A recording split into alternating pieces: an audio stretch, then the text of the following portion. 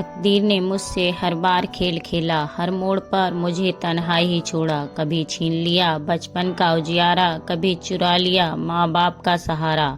नमस्कार प्यारे साथियों, के हिंदी कहानियाँ चैनल में आपका स्वागत है। प्यारे साथियों, आज की कहानी है एक मासूम अनाथ लड़की राधा की, जिसने बचपन में ही माँ बाप का साया खो दिया।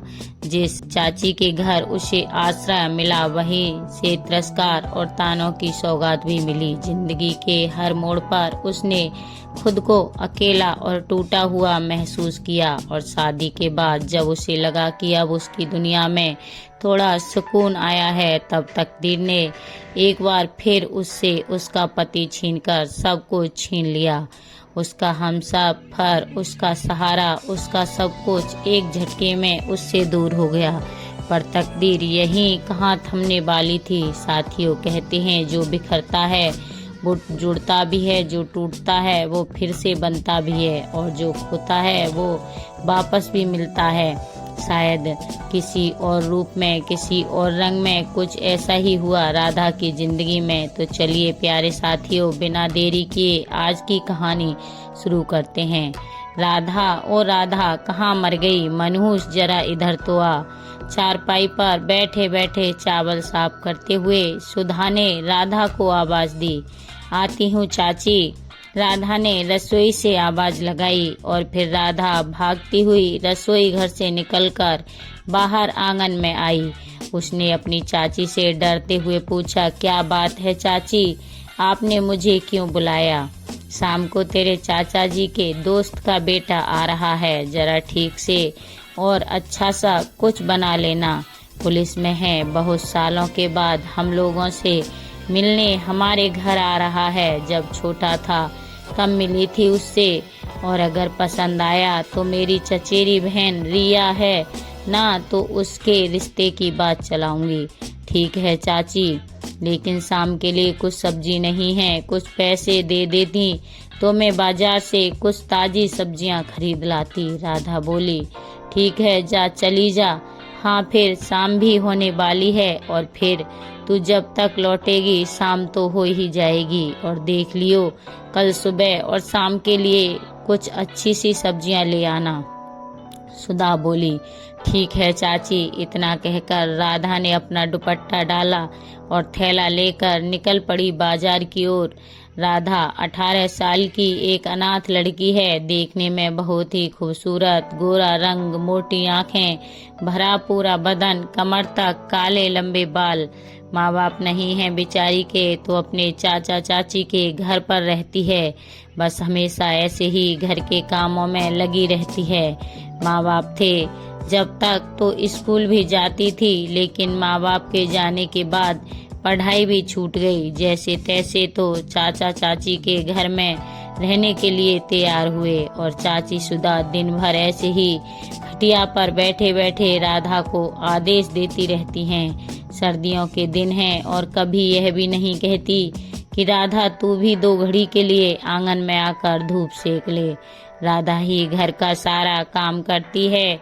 सुधा की वैसे भी अपनी कोई औलाद नहीं है, फिर भी वह राधा की कदर नहीं करती, और राधा भी सब सुन लेती है। अब उसे इसकी आदत हो चुकी है। उसे यह लगता है कि दुनिया में चाचा चाची के अलावा और कोई भी तो उसका नहीं है। इसीलिए वह अपनी चाची सुधा की जली कटी बातें सुनती रहती है, और कोल्हू के बैल की तरह घर के कामकाज करती रहती है। फिर राधा बाजार पहुंची। उसने कुछ ताजी सब्जियां खरीदी। थैला कुछ ज्यादा ही भारी हो गया था, अब उसकी चाल थोड़ी धीमी पड़ गई। तभी उसने कुछ महसूस किया कि एक लड़का उसका पीछा कर रहा है। उसने अपनी रफ्तार थोड़ी बढ़ा दी, लेकिन थैले के ज्यादा भार की वजह से वह तेज चाल में नहीं चल पा रही थी।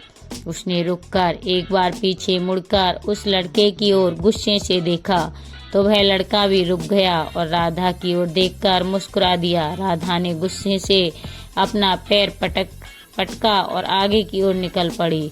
घर के दरवाजे पर पहुंची ही थी कि वह लड़का भी घर की ओर आ रहा था। राधा दरवाजा खोलकर भीतर गई और उसको देखकर उसके मुंह पर ही दरवाजा बंद कर दिया। वह थैला लेकर तुलसी चौरे तक पहुंची ही थी कि किसी ने दरवाजा खटखटाया। राधा ने दरवाजे की दस्तक को अनसुना कर दिया और रसोई की ओर बढ़ गई। तब सुधा चाची राधा से बोली, क्यों री, सुनाई नहीं देता क्या कि कोई दरवाजे पर दस्तक दे रहा है? चाची, मेरे हाथ में सामान है, आप ही दरवाजा खोल दीजिए। राधा अपनी चाची सुधा से बोली। तभी सुधा ने जाकर दरवाजा खोला और दरवाजा खोलते ही बोल पड़ी, अरे विजय, तुम कैसे हो बेटा? आओ, अंदर आओ। आओ ना विजय। विजय ने सुधा के पैर छुए और भीतर प्रवेश किया। सुधा ने फौरन राधा को आवाज दी, अरे ओ राधा, जरा पानी गर्म होने को चढ़ा दे, विजय आया है, हाथ पैर धो लेगा, ठंड बहुत है। जी चाची, चढ़ाती हूँ, राधा ने रसोई घर से जवाब दिया।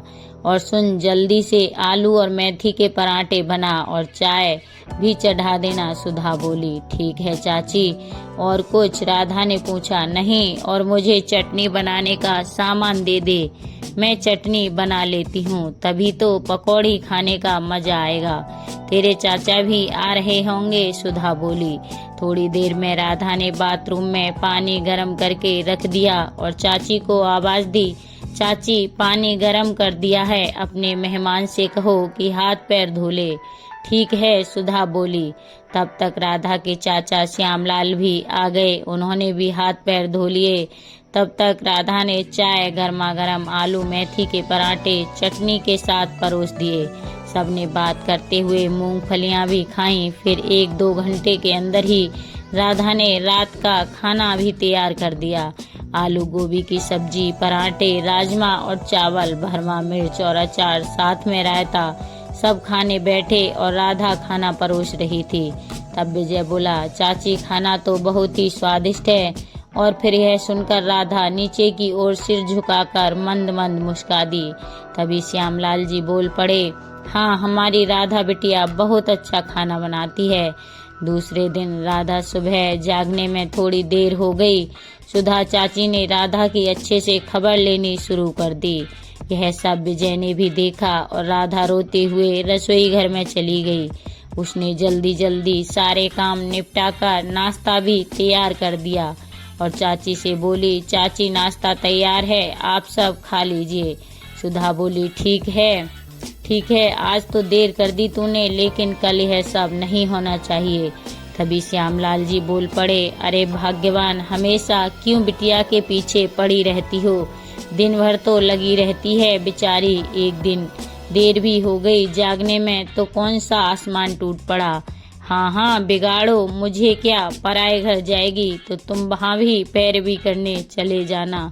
सुधा तुनक कर बोली, नहीं, मैं तो सिर्फ इतना कह रहा हूँ कि छोटी सी जान सारा दिन घर संभालती है, कभी कभार कोई गलती हो भी जाए तो नजरअंदाज कर दिया करो।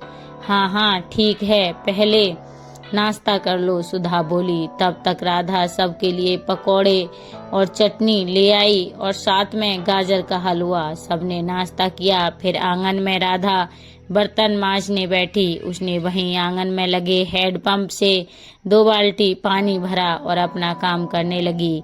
वहीं चारपाई पर विजय धूप में बैठा अखबार पढ़ रहा था।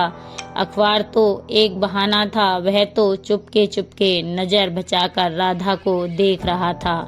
एकाएक बर्तन मांजते हुए राधा का ध्यान दिया कि विजय अखबार की आड़ से उसे ही निहार रहा है। उसने जल्दी जल्दी अपना काम खत्म किया और अंदर चली गई। राधा को विजय का ऐसे निहारना अच्छा नहीं लगा, लेकिन वह कुछ कहती भी तो किससे? वह जानती थी कि उसका अपना समझने वाला कोई नहीं है। सुबह से लेकर सिर्फ काम में लगी रहती थी, ना पढ़ाई ना लिखाई। पता नहीं उसकी जिंदगी कौन सा मोड़ लेने वाली थी।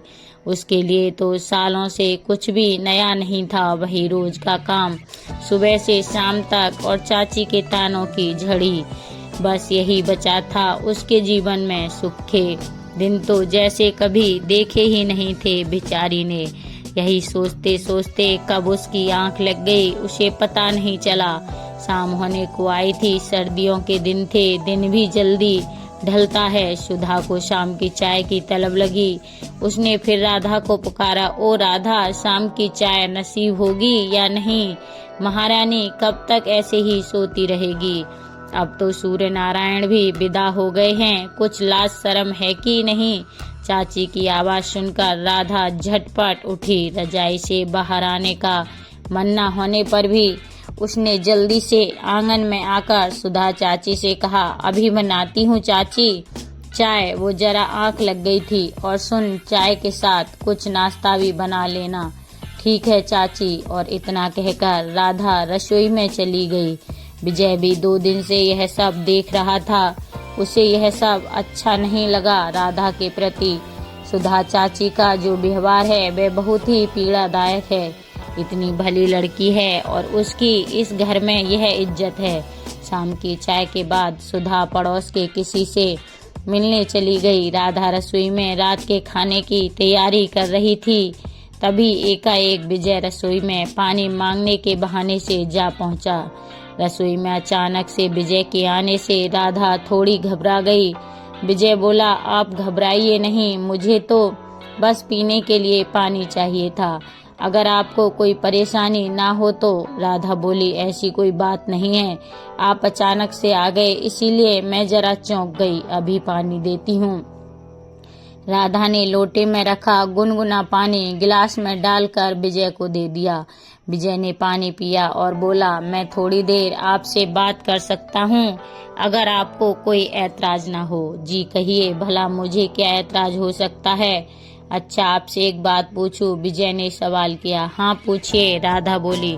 चाची आपके साथ ऐसा व्यवहार करती है, आप कैसे इतना कुछ सह लेती हैं?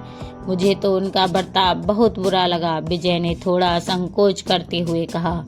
ऐसी कोई बात नहीं है, वह मेरी चाची हैं और मेरी माँ समान है, आपको उन्हें कुछ भी कहने का कोई हक नहीं है, राधा गुस्से से बोली। प्रिय दर्शकों, इसी बीच सुधा भी दाखिल हुई। किवाड़ पहले से ही खुले थे। उसने जब विजय को और राधा को रसोई में आपस में बात करते हुए देख लिया। फिर क्या था, इतनी खरी खोटी सुनाई राधा को।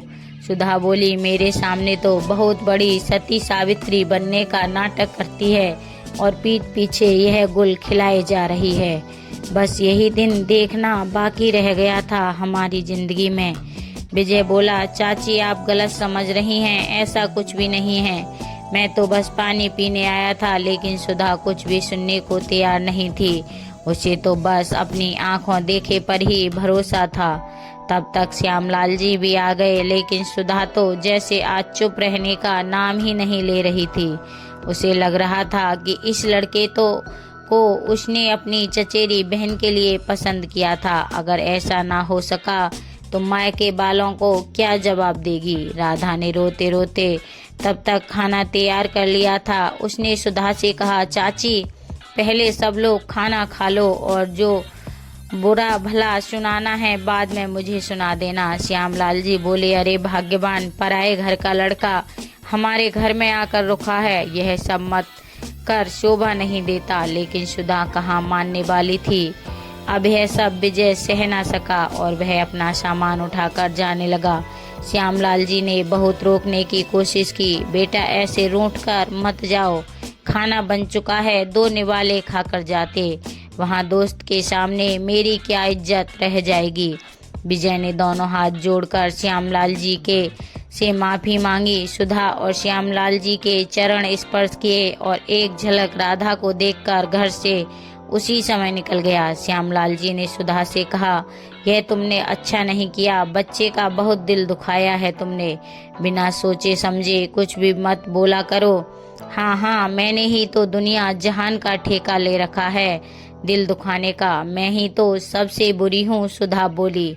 इतना सब होने के बाद उस रात किसी ने भी खाना नहीं खाया और उधर राधा ने भी रो रो कर अपना हाल बेहाल कर लिया था। बस अपनी किस्मत को कोसे जा रही थी। आखिर वह पैदा ही क्यों हुई? आज उसकी वजह से एक भले इंसान की इतनी बेइज्जती हो गई।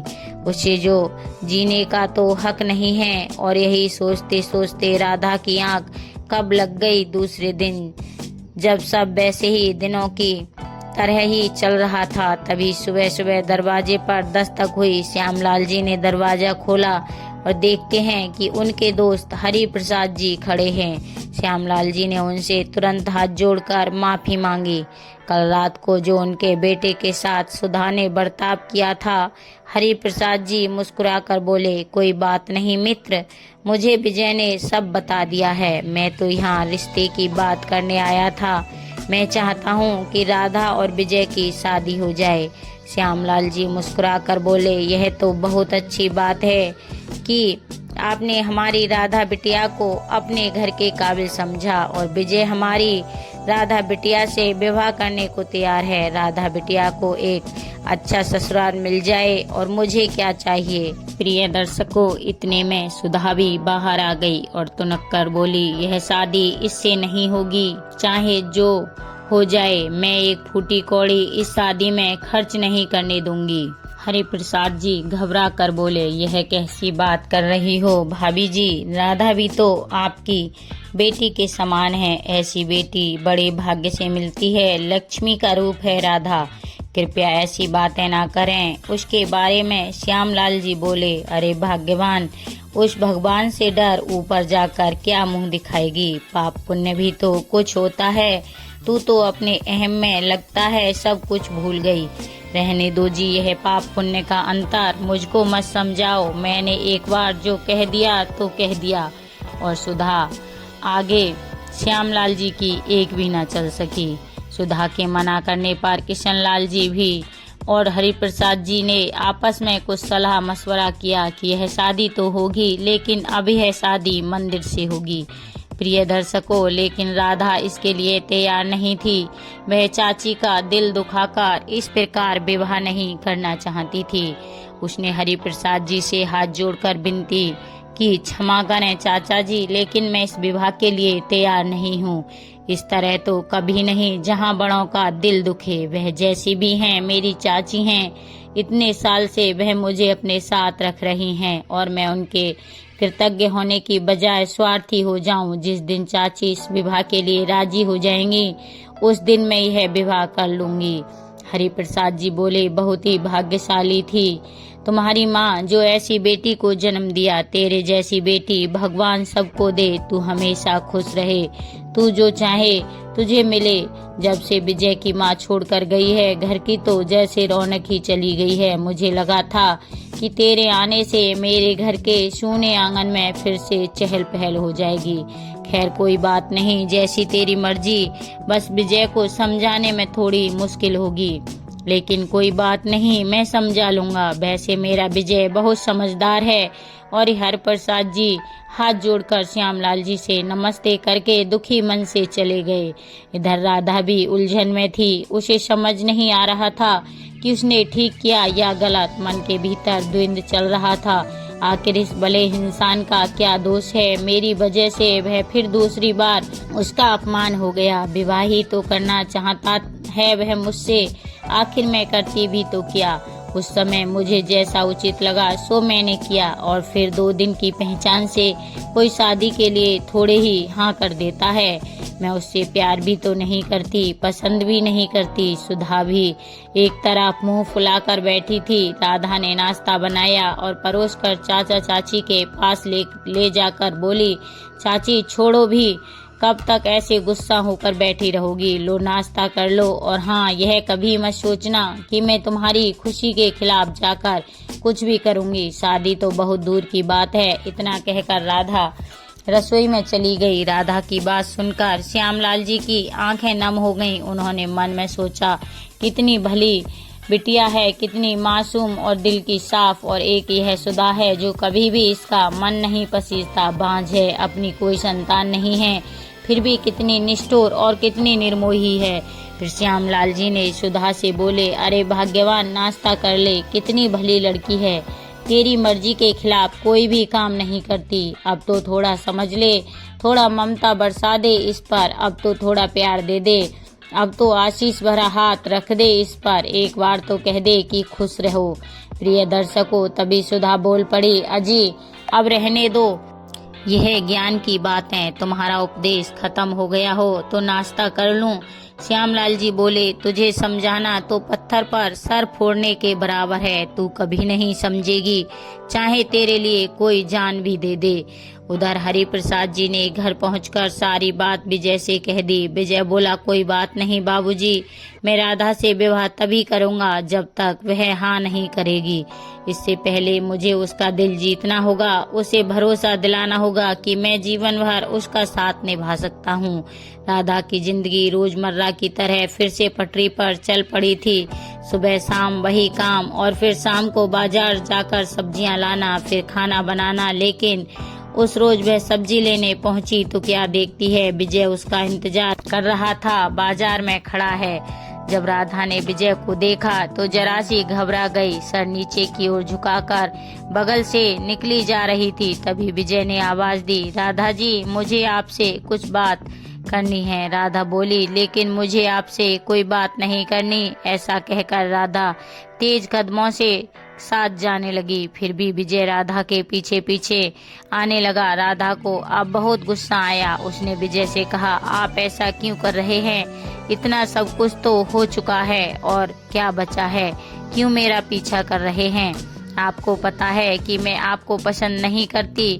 इतना सुनना था कि विजय थोड़ी देर के लिए सहम सा गया, और फिर सोचा, अगर बोला अच्छा है तो यह बात है, आप मुझे पसंद ही नहीं करती। माफ कीजिए, आज के बाद कभी भी आपके पीछे नहीं आऊंगा। यह बात मुझे पता ही नहीं थी। मुझे लगा था कि मेरी तरह आप भी मुझे पसंद करती हैं। और विजय मायूस होकर चला गया। राधा ने इतना सब विजय से कह तो दिया था, लेकिन अब उसे बहुत अफसोस हो रहा था कि गुस्से में इतना भला बुरा नहीं बोलना चाहिए था। कितना बुरा लगा होगा बेचारे को। राधा घर आई और रसोई में जाकर चूल्हा जलाकर उस पर दाल चढ़ा दी। फिर पता नहीं क्यों उसका भी जी भराया और अपना सर घुटनों पर झुकाकर फूट फूट कर रो पड़ी। इतने में उसे बाहर श्यामलाल जी की आवाज सुनाई दी।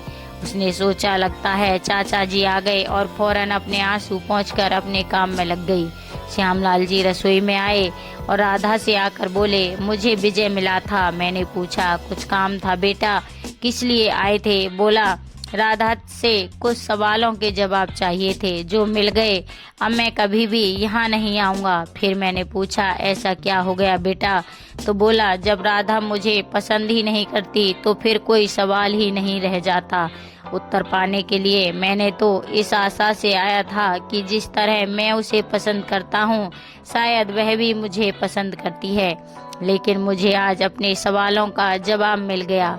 राधा बोली, चाचा जी, इस विषय में मुझे कोई बात नहीं करनी। जो हो ही नहीं सकता तो क्यों हम उसके पीछे पड़ें?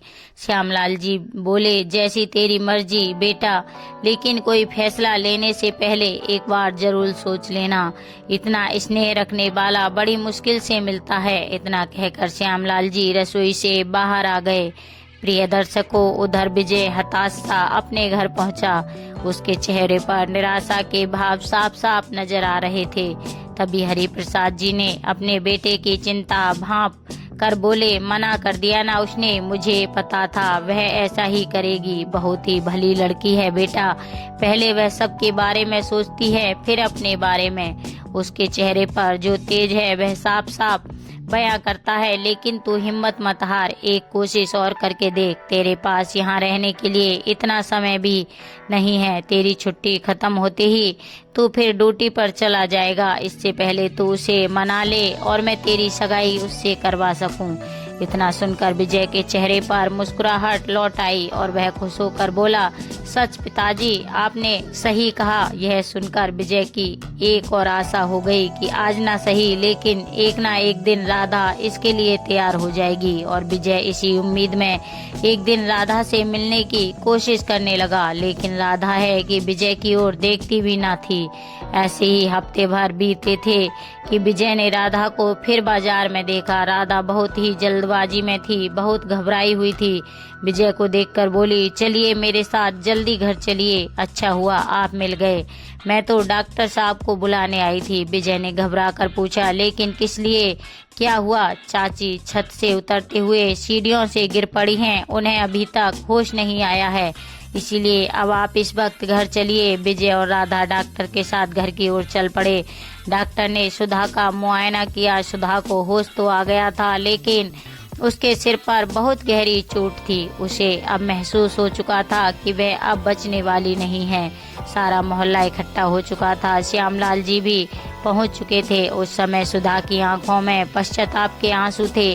उसने राधा और विजय को इशारे से अपने पास बुलाकर एक दूसरे के हाथों को मिलाते हुए आंखों के इशारे से माफी मांगी और बिना कुछ बोले ही प्राण त्याग दिए।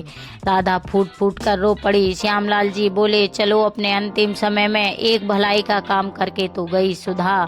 शायद भगवान को यही मंजूर था, भगवान उसकी आत्मा को शांति दे। और ऐसा कहते हुए श्यामलाल जी की आंखों में आंसू आ गए। सुधा के अंतिम संस्कार के दिन हरि प्रसाद जी भी आए। उन्होंने राधा और श्यामलाल जी को ढांढस बंधाया कि भगवान के आगे किसकी चलती है, शायद ऊपर वाले को यही मंजूर था। अब तक सुधा की रस्में भी हो चुकी थीं। एक दिन श्यामलाल जी ने हरि प्रसाद जी और विजय को खाने पर बुलाया और बोले, आज आप लोगों को खाने पर बुलाने का कारण यह था क्योंकि विजय की छुट्टियां अब ज्यादा शेष नहीं रह गई हैं, तो मैं चाहता हूं कि विजय और राधा की सगाई कर दी जाए। और फिर सुधा भी यही अंतिम इच्छा थी। हरि प्रसाद जी बोले, आपने मेरे मुंह की बात छीन ली। मैं भी आपसे यही कहना चाहता था, लेकिन संकोच बस कह नहीं पाया क्योंकि भाभी को गए हुए अभी महीने भर ही हुआ है। ऐसे में ऐसी बात करना उचित नहीं लगा। श्यामलाल जी बोले, मैं कुछ दिन के लिए टाल तो देता, लेकिन फिर विजय की छुट्टियां भी खत्म होने वाली हैं और फिर अगली छुट्टी मिलने तक काफी देर हो जाएगी। और फिर सुधा भी यही चाहती थी कि दोनों एक हो जाएं। हरि प्रसाद जी बोले, तो फिर ठीक है, परसों ही हम दोनों की सगाई कर देते हैं और शादी तब करेंगे जब अगली बार विजय छुट्टी लेकर घर आएगा। श्यामलाल जी बोले, बहुत बढ़िया मित्र, तो ठीक है, परसों सगाई का दिन पक्का हो गया। अब बस सिर्फ कल का ही दिन शेष बचा है। आप लोग ऐसा करें, आज और कल मेरे घर पर ही रुक जाएं। कल आप अपने शहर जाएंगे, फिर परसों वापस आएंगे तो बहुत समय बर्बाद होगा। हरि प्रसाद जी बोले, बहुत अच्छा मित्र, जैसी आपकी इच्छा, हमें क्या परेशानी हो सकती है। भला दूसरे दिन सारा समय खरीदारी और तैयारी में ही निकल गया। शाम को सब बहुत थक चुके थे। राधा ने जल्दी से शाम की चाय बनाई, फिर रात के खाने की तैयारी करने लगे। श्यामलाल जी बोले, राधा बेटा, तू भी तो बहुत थक गई होगी, मैं कुछ मदद करूं तेरी? नहीं चाचा जी, मैं सब कर लूंगी, बस आप थोड़ी सब्जियां काट देने में मदद कर दीजिए, राधा बोली। श्यामलाल जी ने बोले, राधा बिटिया, आज ऐसा करते हैं, यही आंगन में कच्चा चूल्हा जलाकर खाना बनाते हैं और सर्दियों का मौसम है तो चूल्हे की सिकी रोटी पर ढेर सारा घी डालकर खाने में बहुत मजा आएगा। सब बोले, बिल्कुल ठीक है। और ऐसा ही हुआ। आंगन में चूल्हा जलाया गया और राधा अपना काम करने में लग गई। चूल्हे से उठ रही आग की सुनहरी लपटों की रोशनी में राधा की खूबसूरती और भी निखर कर आ रही थी। वह कभी अपने गालों पर आ रही लट को संभालती तो कभी अपनी आंखों में लग रहे धुएं की जलन से आंखें अपने दुपट्टे से पोंछती। और विजय तो बस राधा को निहारने में लगा था। वह आज बहुत खुश था कि कल राधा से उसकी सगाई हो जाएगी, लेकिन अभी तक उसे राधा के दिल की बात पता नहीं चली थी और वह राधा के मन की बात जानना चाह रहा था। रात का खाना खाने के बाद श्यामलाल जी और हरि प्रसाद जी दिन भर के थके थे तो जल्दी ही सो गए। राधा बर्तन धोने के लिए हैंडपंप से पानी भरने जा रही थी कि विजय ने कहा, आप छोड़िए, मैं बाल्टी भर देता हूँ। राधा बोली, आप काम मत कीजिए, आप हमारे मेहमान हैं। मेहमान तो आप हमारे दिल की हैं, पता नहीं हमारे दिल में कब रहने आएंगी। विजय ने राधा को छेड़ते हुए मुस्कुरा कर कहा। राधा बस शर्मा कर रह गई, कुछ बोल नहीं पाई। विजय राधा की खामोशी देखकर बोला, कहिए ना, आप मुझे पसंद तो करती हैं? राधा ने शर्माते हुए अपनी पलकें झुका ली। राधा ने फिर पूछा, इसका मतलब समझ नहीं आया? हाँ, समझा या ना? विजय ने कहा, कोई बात नहीं है, जो भी आपकी मर्जी है। आप सुबह एक चिट्ठी में मुझे लिखकर दे सकती हैं। और इतना कहकर विजय सोने चला गया।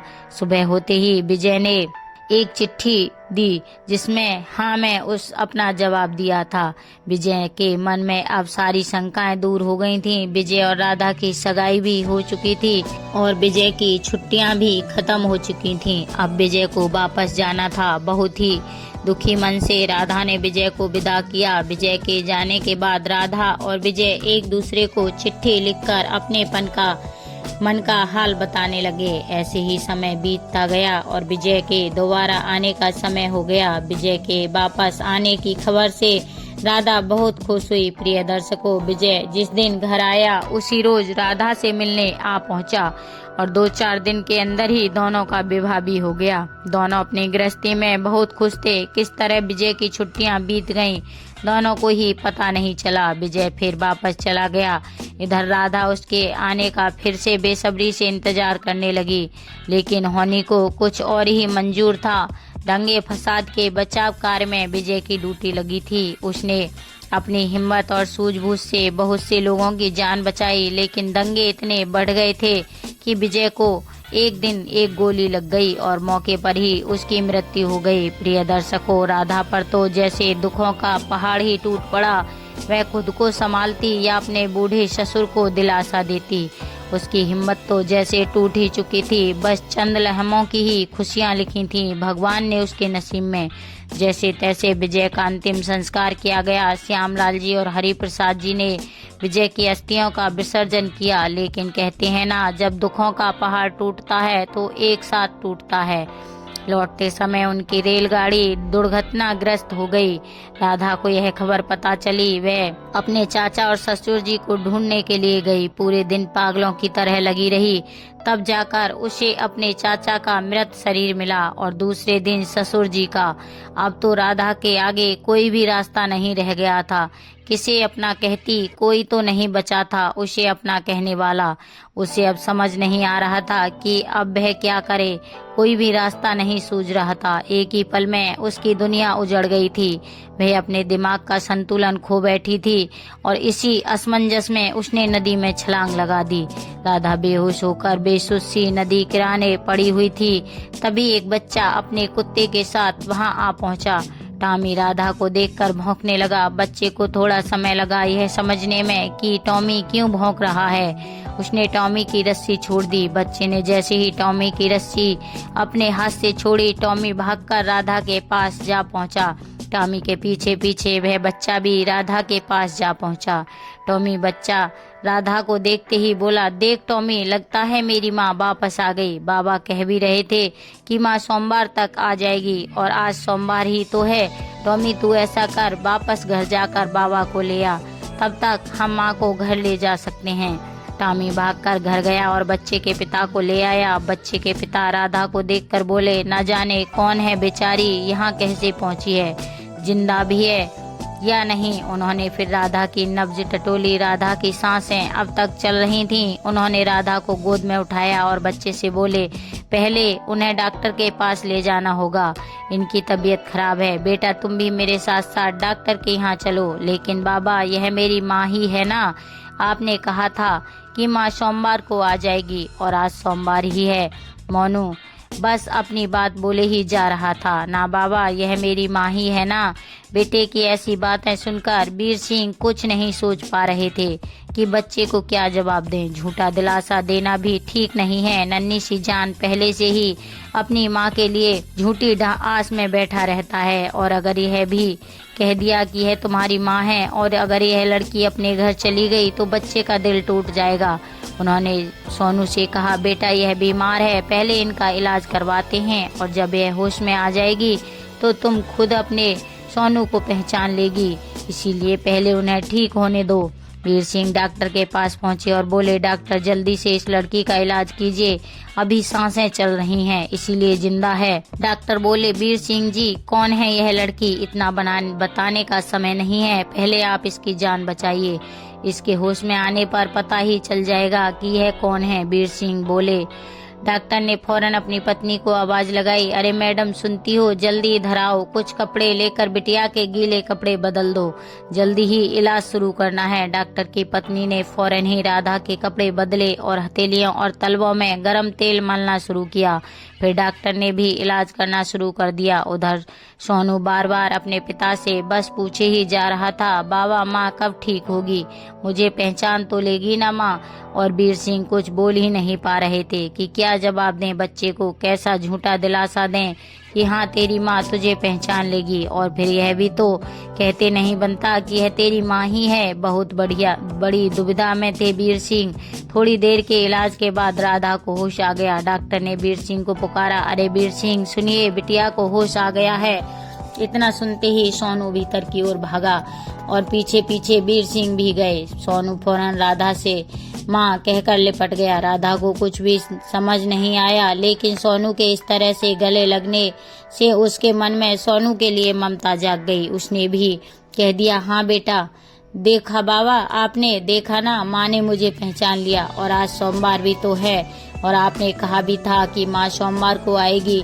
सोनू खुश होकर बोला, ठीक है सोनू, लेकिन अपनी माँ से भी तो एक बार पूछ लो कि वह तुम्हारी माँ है कि नहीं। डॉक्टर बोले, हाँ हाँ क्यों नहीं, अभी पूछता हूँ। सोनू बोला, क्यों माँ, तुम मेरी ही माँ हो ना। सोनू बेसब्री से जवाब का इंतजार कर रहा था। हाँ बेटा, मैं ही तेरी माँ हूँ, राधा बोली। नन्हे से बच्चे का मन रखने के लिए राधा को ऐसा बोलना ही पड़ा। देखा डॉक्टर अंकल, यही मेरी माँ है, अभी कहा ना उन्होंने। सोनू फिर से चहक पड़ा। चलिए ना बाबा, माँ को जल्दी से घर ले चलते हैं, मैं माँ से बहुत सारी बातें करना चाहता हूँ, अपना घर दिखाना चाहता हूँ। सोनू को देखकर ऐसा लग रहा था जैसे उसे कोई खोया हुआ खजाना मिल गया हो, और वह जल्द से जल्द अपने घर की तिजोरी में कैद करना चाहता हो, ताकि माँ रूपी अनमोल खजाना उससे फिर ना कोई छीन सके। अब वीर सिंह बोले, एक मिनट रुको सोनू बेटा, तुम बाहर मेरा इंतजार करो, मैं तुम्हारी माँ को लेकर आता हूँ। ठीक है बाबा, मैं बाहर हूँ, आप माँ को लेकर जल्दी आना। बच्चा ऐसा कहकर बाहर चला गया। अब वीर सिंह ने राधा से पूछा, आपका नाम क्या है? जी मेरा नाम राधा है। यहाँ कैसे पहुँची? जी मैं जीना नहीं चाहती थी, मेरा इस दुनिया में कोई नहीं है, मैं अनाथ और बेसहारा हूँ। जीवन में इतना दुख सहा कि जीने की इच्छा ही मर गई, इसीलिए खुद को खत्म करना चाहती थी, लेकिन आप लोगों ने बचा लिया। इस बच्चे को देखा तो मेरा मन पिघल गया। मुझसे यह नहीं कहा गया कि मैं तुम्हारी माँ नहीं हूँ। चलिए कोई बात नहीं, लेकिन अब आप कहाँ जाएंगी? जहाँ यह किस्मत ले जाए। अगर आपको ऐतराज ना हो तो आप मेरे घर चल सकती हैं, वहाँ आपको कोई भी असुविधा नहीं होगी, और सोनू भी आपके आने से खुश हो जाएगा। वीर सिंह राधा से बोले। तभी डॉक्टर की पत्नी बोली, क्या सोच रही हो बिटिया, चली जाओ। वह बच्चा कैसे अपनी माँ के लिए दिन रात तड़पता है, हम सब ने देखा है उसे तड़पते हुए। आज तुम्हें देखकर कितना खुश था, हमने पहली बार उसको इतना खुश देखा है। और वीर सिंह भी देवता स्वरूप हैं, रोज न जाने कितने लोगों का भला करते हैं, कोई परेशानी नहीं होगी बिटिया तुम्हें। अब राधा थोड़ी उलझन में थी, लेकिन फिर से बाहर से सोनू ने आवाज लगाई, क्या हुआ बाबा, जल्दी आइए ना माँ को लेकर। अब राधा खुद को ना रोक सकी और सोनू के साथ उसके घर चल पड़ी। सोनू आज बहुत खुश था, जो भी रास्ते में मिलता उससे कहते हुए जाता, देखो यह मेरी माँ है, मैंने कहा था ना कि एक न एक दिन मेरी माँ जरूर आएगी। और रास्ते भर राधा के साथ बकबक करते हुए गया, माँ आज का खाना तुम बनाना, पता है काकी भी खाना अच्छा नहीं बनाती, सब्जी में घी भी नहीं डालती और दूध में पानी मिला कर देती है। अब तुम आ गई हो ना, तो रोज रोज अच्छा खाना बनाकर खिलाना मुझे, और उन लोगों को भी डांटना जिन्होंने मुझे बहुत परेशान किया है। अब तो सबकी खैर नहीं, और सब घर पहुँचे। राधा सोनू के साथ घर पहुँची।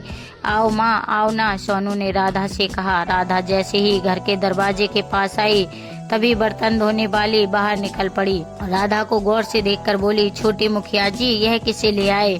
सोनू खुशी से चिल्लाकर बोला, पता है रूपा काकी, यह मेरी माँ है, आज ही तो मिली है, नदी के किनारे पड़ी थी बेचारी, मैंने जल्दी से बाबा को बुलवाया, मैं और बाबा डॉक्टर के पास लेकर गए, अब ठीक हो गई है तो मैं इन्हें घर ले आया। अच्छी है ना मेरी माँ? बोलो ना काकी, अच्छी है ना मेरी माँ? हाँ हाँ छोटे मुखिया, तुम्हारी माँ बहुत सुंदर है, रूपा जाते हुए बोली। मैंने बर्तन मांज दिए हैं और सफाई भी कर दी है, कल सुबह आऊंगी। सोनू बोला, ठीक है। सोनू राधा को अंदर ले जाकर बोला, माँ इस कमरे में मैं और तुम रहेंगे और वह कमरा बाबा का है, वह वहाँ पर अपना कागजी काम करते हैं और यहाँ रसोई है। आज के बाद तुम ही मेरे लिए खाना पकाओगी और अपने हाथों से खिलाओगी भी। यह रहा आंगन और साथ में स्नान घर भी है। घर के पीछे भी काफी जगह है जहाँ मैं खेलता हूँ। राधा सोनू से इतनी सारी बातें सुनकर भाव विभोर हो गई और प्यार से गले लगाते हुए बोली, बस करो मेरे लाडले, मैंने सब सुन लिया, ज्यादा मत बोलो नहीं तो नजर लग जाएगी मेरी। शाम हो आई थी, अंधेरा थोड़ा भी होने लगा था। वीर सिंह मुखिया ने बाड़े में देखा और नल से 2 बाल्टी पानी खींचकर गाय के पास रखा। फिर जैसे ही गाय की सानी बनाने जा रहे थे तभी सुरेश आ पहुंचा और उसने वीर सिंह को आवाज दी, अरे मालिक यह क्या कर रहे हो? माफ कीजिए, आने में थोड़ी देर हो गई। खेतों में आज काम कुछ ज्यादा था और मैं दोपहर में रूपा से बोल कर गया था कि शाम को अगर मुझे देर हो जाए तो जानवरों को संभाल लेना और दाना पानी भी डाल देना। लेकिन रूपा भी पता नहीं किस धुन में रहती है, हमेशा काम चोरी करती है। कोई बात नहीं सुरेश काका, अपना ही तो घर है और अपने घर का काम करने में कैसा हर्ज। मालिक वह तो आपका बड़प्पन है, आप जैसे देवता पड़ोसी ऐसी बातें कर सकते हैं। और सुरेश अपने काम में लग गया।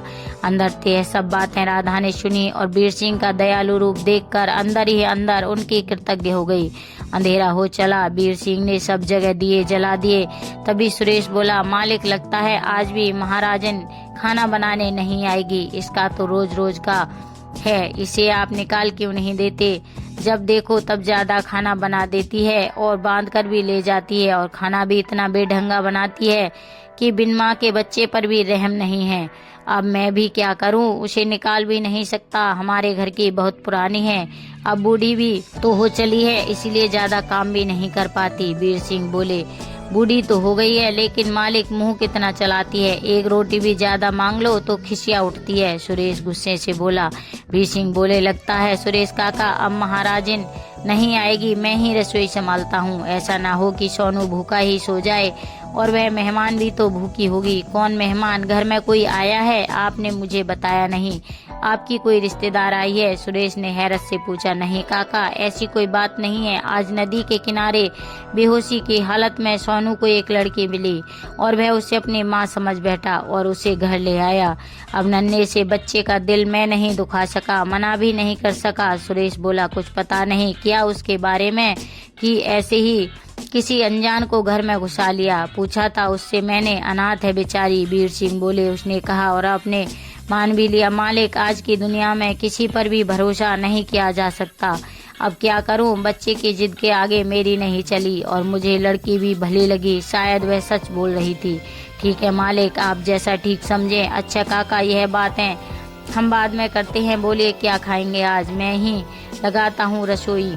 वीर सिंह बोले, मालिक आप जो भी प्यार से पकाएंगे मैं खा लूंगा। आपने काम दिया, अपने घर में आसरा दिया, बहू बेटे ने तो घर से निकाल दिया था, आप न होते तो ना जाने मेरा क्या होता। सुरेश बोला, अच्छा चलो अब रसोई में जाकर देखता हूँ क्या क्या सब्जी है। और ऐसा कहकर वीर सिंह रसोई की ओर चल पड़े। तभी सोनू बोला, बाबा आपको रसोई में जाने की जरूरत नहीं है, मैंने और माँ ने सुना कि आप बाहर सुरेश काका से कह रहे थे कि आज महाराजन नहीं आएगी, इसीलिए माँ ने पहले ही चूल्हा जलाकर दाल चढ़ा दी है और घर में सिर्फ आलू पड़े थे तो माँ बोली कि आलू बना देगी, इतना ठीक है ना? और कुछ? वीर सिंह बोले, तेरी माँ को कष्ट होगा, मैं ही खाना बना देता हूँ। तभी राधा आकर बोली, तकलीफ किस बात की है? वैसे भी मुझे खाना बनाना बहुत पसंद है, मैं सब कर दूंगी, आप तब तक सोनू के साथ खेलिए। तभी सोनू बाहर सुरेश काका के पास जाकर बोला, पता है काका आज का खाना मेरी माँ बना रही है, अब मैं माँ के पास जाता हूँ, क्या पता उन्हें किसी चीज की जरूरत पड़ जाए। इतना कहकर सोनू अंदर चला गया। सोनू को पहली बार इतना खुश देखकर सुरेश काका को बहुत अच्छा लगा। थोड़ी देर बाद राधा ने खाना तैयार कर दिया। राधा ने सोनू को आवाज दी, बेटा अपने बाबा और काका से बोलो कि खाना तैयार है। वीर सिंह ने सुना तो सोनू से बोले, तेरी माँ ने खाने के लिए बुला रही है, पहले मैं काका की थाली लगवा कर दे आता हूँ, दिन भर से काम कर रहे हैं, बेचारे भूखे होंगे। वीर सिंह सकचाते हुए रसोई में पहुंचे, देखा तो 3 थालियां लगी हुई थीं। उन्होंने राधा से कहा, माफ कीजिए तकलीफ हुई आपको। राधा बोली, तकलीफ किस बात की है, मुझे रसोई का काम करना अच्छा लगता है और फिर बच्चा भूखा ही सो जाता तो ना आपको अच्छा लगता और ना मुझे। वीर सिंह बोले, ठीक कहा आपने, मैं एक थाली सुरेश काका को देकर आता हूँ। और काका को थाली देकर वीर सिंह खुद खाने बैठे, साथ में सोनू भी। बाहर से सुरेश काका की आवाज आई, खाना बहुत अच्छा बना है बिटिया। वीर सिंह ने काका की आवाज सुनी तो बोले, खाना वाकई में ही बहुत अच्छा बना है। सोनू बोला, खाना क्यों अच्छा नहीं होगा, मेरी माँ ने जो बनाया है। सब खुश होकर खाना खा रहे थे।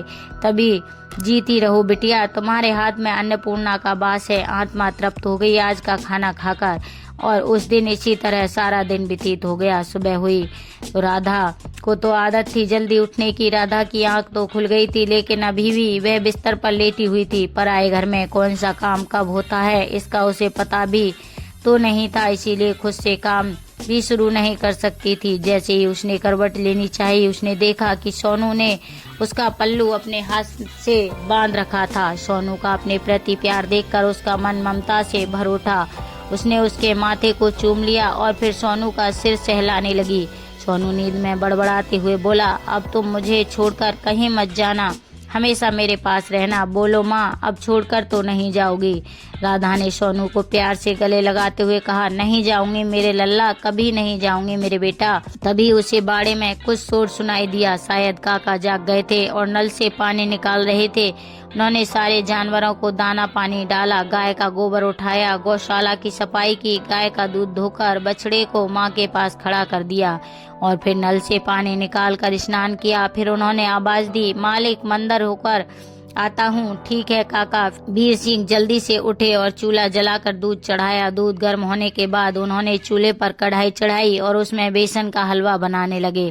तब तक रूपा भी आ चुकी पहुंची थी। उसने सारे घर में झाड़ू लगाई, फिर बर्तन मांजने बैठी। तभी राधा भी उठकर आई और वीर सिंह से बोली, यह आप क्या कर रहे हैं? हलवा बना रहा हूँ। काका मंदिर से आ रहे होंगे, फिर खेतों में निकल जाएंगे और अभी तक महाराज भी आई नहीं है, तो मैं उन्हें ऐसे खाली पेट कैसे जाने दे सकता हूँ?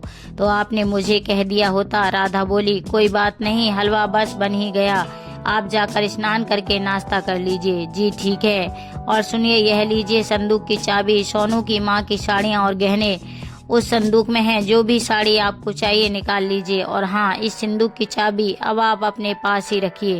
राधा ने संदूक की चाबी ले ली, फिर एक साड़ी खुद से निकाल कर स्नान करने चली गई। स्नान करने के बाद उसने सूर्य देवता को जल चढ़ाया, फिर घर के मंदिर में दिया जलाकर आरती की, फिर सबको प्रसाद बांटा। रूपा यह सब देखकर बोली, मालिक आज घर में रौनक लग रही है। घरनी से ही तो घर होता है, बिना औरत के घर में रौनक नहीं रहती। राधा खाना बनाने लगी। तभी रूपा बोली, नहीं बिटिया, तुम यह सब ना करो, यह काम हमारा है, हम कर देते हैं। वैसे ही इसका बनाओगी क्या बिटिया? सोनू बोल रहा था कि उसे आलू के पराठे बहुत पसंद हैं, सोच रही थी कि उसके लिए बना दूं। राधा बोली, अच्छी बात है बिटिया, सोनू को पहली बार इतना खुश देख रहे हैं। तब तक सोनू भी जाग चुका था। राधा बोली, जाओ बेटा, जल्दी से स्नान कर लो, आज तुम्हारी पसंद का नाश्ता बना है। अच्छा माँ, बस थोड़ी देर आया और तैयार होने चला गया। राधा ने जल्दी से आलू के पराठे बनाए। काका भी मंदिर से लौट आए। इधर राधा गर्मा गर्म पराठे सेक रही थी और उधर सब आनंद उठा रहे थे।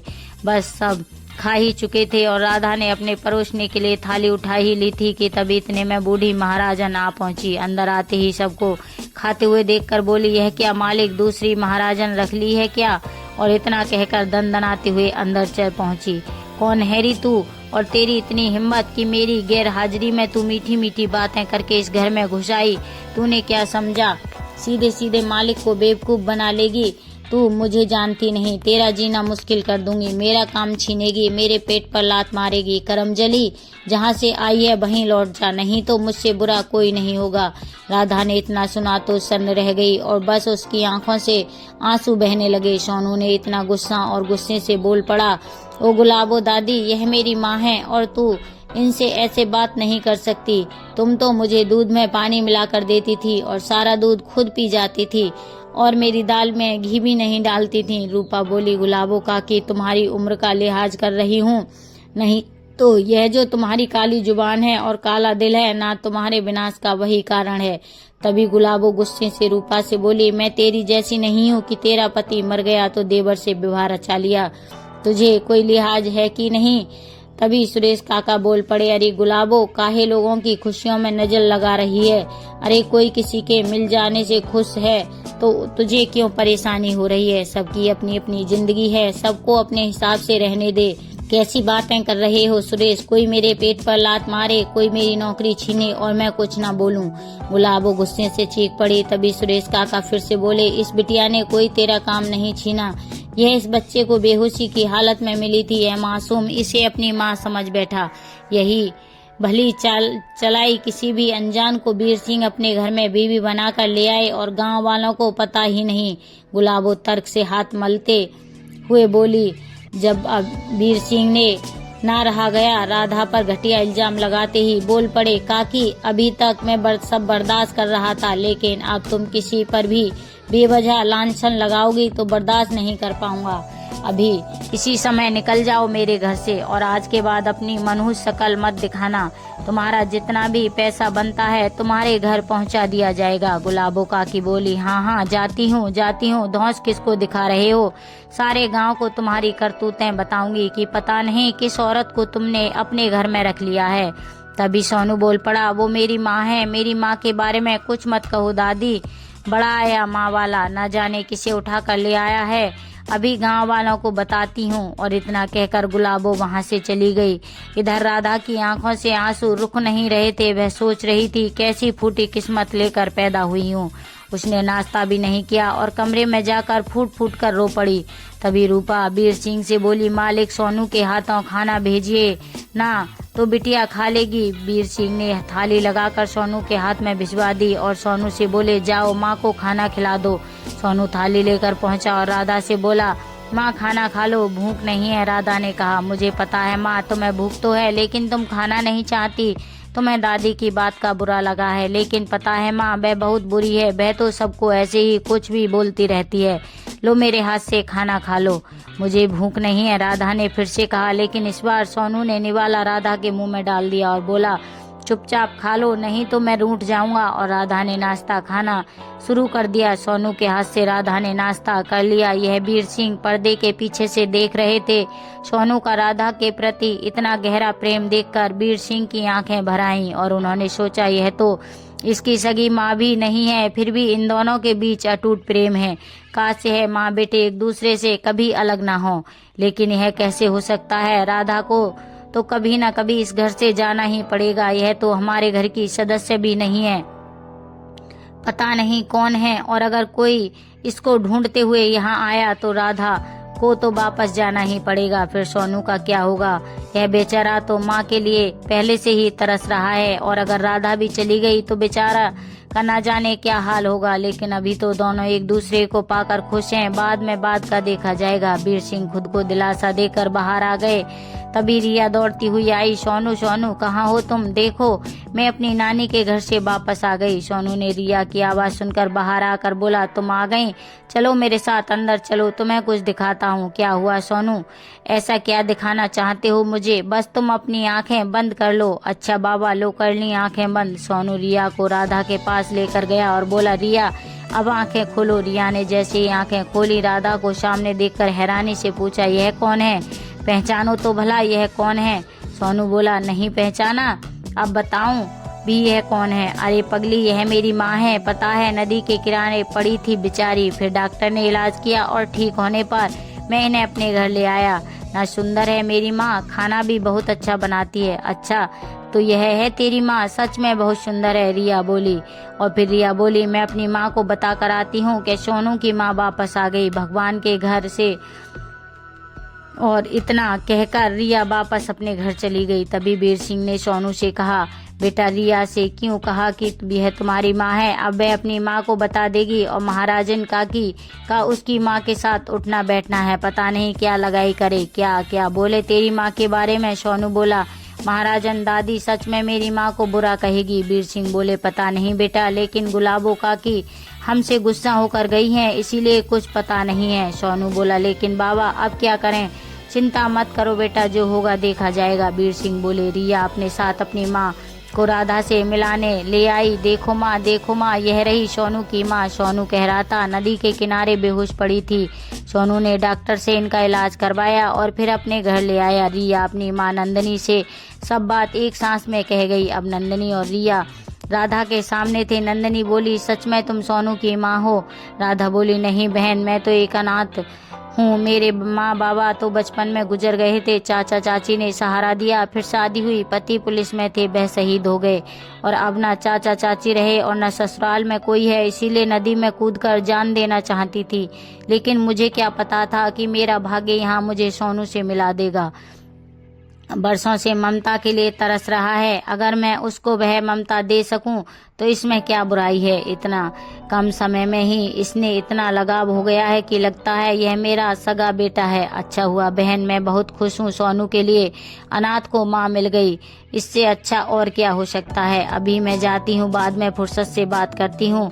अभी माँ के घर से आई हूँ तो बहुत सा काम पड़ा है। और इतना कहकर नंदनी चली गई। रिया और सोनू आपस में खेलने लगे। तभी गांव के 2-4 बुजुर्ग गांव लोग वीर सिंह के घर पहुंचे और उनमें से एक ने आवाज लगाई, वीर सिंह जरा बाहर तो आइए। आवाज सुनकर वीर सिंह बाहर आकर पूछा, अरे आप लोग कहिए क्या बात है। उनमें से एक ने कहा, बात तो यह है, लेकिन वह आपसे संबंधित है, समझ नहीं आ रहा कहाँ से शुरू करूं और कैसे कहूं। आप हमारे गांव के शरीफ इंसानों में गिने जाते हैं, आपसे ऐसी उम्मीद नहीं थी। वीर सिंह बोले, ऐसा क्या हुआ? मैंने ऐसी कौन सी गलती कर दी जो आप लोग ऐसा कह रहे हैं? उनमें से एक ने कहा, आपके महाराजन ने गांव भर में खबर फैला दी है कि पता नहीं आपके घर में कौन लड़की रह रही है और आप उसे सोनू की माँ कह रहे हैं। बिन ब्याह के किसी भी लड़की को अपने घर में रखना उचित नहीं है और आप जैसे सम्मानीय व्यक्ति को यह भी शोभा नहीं देता। हम सब गांव वाले तो आपसे कब से कह रहे थे कि आप सोनू के लिए दूसरा विवाह कर लीजिए, लेकिन आप राजी नहीं हुए। आप बोले कि सौतेली माँ न जाने कैसा व्यवहार करे सोनू के साथ, लेकिन अब इस लड़की को आपके घर में रहना सबको खल रहा है और फिर सबके घरों में बहू बेटियां हैं। आप ऐसा करेंगे तो समाज पर क्या असर पड़ेगा? वीर सिंह बोले, अच्छा तो आपकी यह सब आपत्ति है, मैं जल्दी इसका कुछ समाधान करता हूँ। आप लोग सभी निश्चित होकर आ जाइए।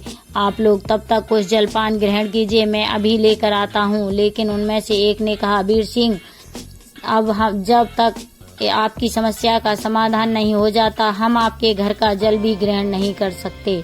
अब वीर सिंह का मन गिलानी से भर गया, बहुत ही कष्ट हुआ उनके मन को और वह उस समय खुद को बहुत ही असहाय महसूस कर रहे थे, लेकिन कुछ भी कर भी नहीं सकते थे। वीर सिंह ने सबको हाथ जोड़कर राम राम की और क्षमा मांगकर विदा दिया। वीर सिंह अब बहुत ही विकट समस्या से जूझ रहे थे। उन्हें समझ नहीं आ रहा था कि वे राधा से जाने के लिए कैसे कहें और अगर कह भी दे तो सोनू का क्या होगा। उन्हें अब संतान मोह सता रहा था जो बहुत ही कष्टदायक होता है और अब वह उसका समाधान ढूंढने लगे। वीर सिंह गहरी सोच में थे कि इस समस्या का क्या समाधान हो सकता है। तभी सुरेश काका दोपहर के खाने के लिए खेतों से लौटे। उन्होंने वीर सिंह को ऐसी चिंतित अवस्था में देखकर पूछा, क्या हुआ मालिक, आप ऐसे उदास क्यों बैठे हैं? किस सोच में हैं आप? ऐसी कौन सी चिंता आपको सता रही है? इससे पहले तो आपको मैंने कभी इस तरह नहीं देखा। क्या बताऊं सुरेश काका, बहुत बड़ी समस्या आन पड़ी है। वीर सिंह ने जवाब दिया। ऐसा क्या हुआ मालिक, ऐसी क्या समस्या हो गई? कहीं ऐसा तो नहीं गुलाबो महाराजन ने कहीं कोई लगाई बुझाई की है? सुरेश काका बोले, हाँ काका, अभी थोड़ी देर पहले गांव के कुछ बुजुर्ग आए थे। उन लोगों ने कहा कि अब वह मेरे घर का जल भी ग्रहण नहीं करना चाहते जब तक कि राधा मेरे घर से चली नहीं जाती। वीर सिंह दुखी होकर बोले। काका ने वीर सिंह से पूछा, दुनिया का क्या है मालिक, अपने स्वार्थ के लिए लोग कुछ भी बोलते हैं। आप चिंता मत कीजिए, बस यह बताइए कि उन लोगों की बातें कहीं राधा बिटिया ने तो ना सुनी? वीर सिंह बोले, नहीं काका, राधा तो सोनू और रिया नदी के किनारे ले गए हैं। इस विषय में राधा को कुछ भी नहीं पता चला। काका बोले, तो बहुत अच्छा हुआ मालिक, राधा बिटिया यह सब सुनती तो न जाने उसके दिल पर क्या गुजरती।